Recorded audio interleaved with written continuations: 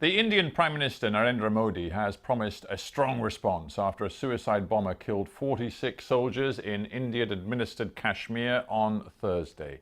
India has said it will ensure the complete diplomatic isolation of Pakistan following the attack, the deadliest to hit the disputed territory in decades. India accuses Pakistan of failing to act against the militant group based in Pakistan, which said it carried out the bombing.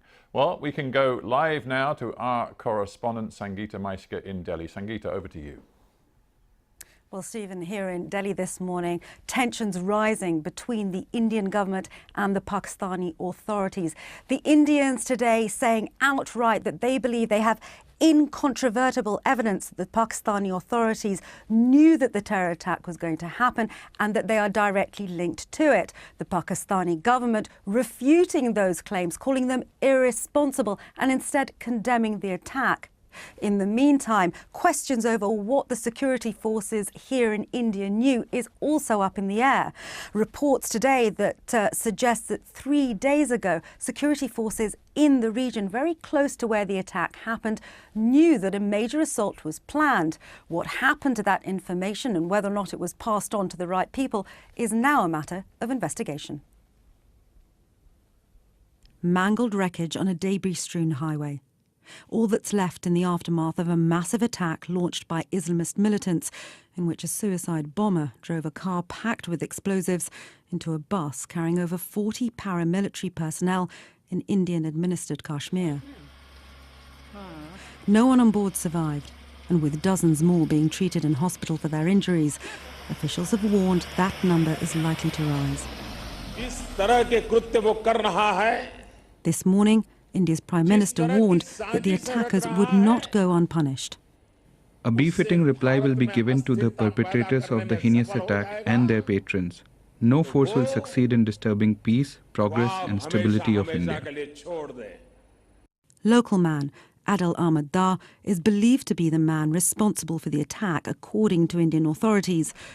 The Islamist militant group Jaish-e-Mohammed say they planned it. The organisation, based in Pakistan, has been active in Indian-administered Kashmir for nearly 20 years, fighting for the state's independence. Today, soldiers have sealed the scene of the bombing, which is also the main route linking the Kashmir Valley with the rest of India. It's a high-security zone. How militants were able to obtain, store and use explosives without detection has now become a key focus of investigations by anti-terror police. Now, those police have told us that it's going to take several days before they get answers to those questions. In the meantime, as I say, diplomatic relations between both India and Pakistan under strain.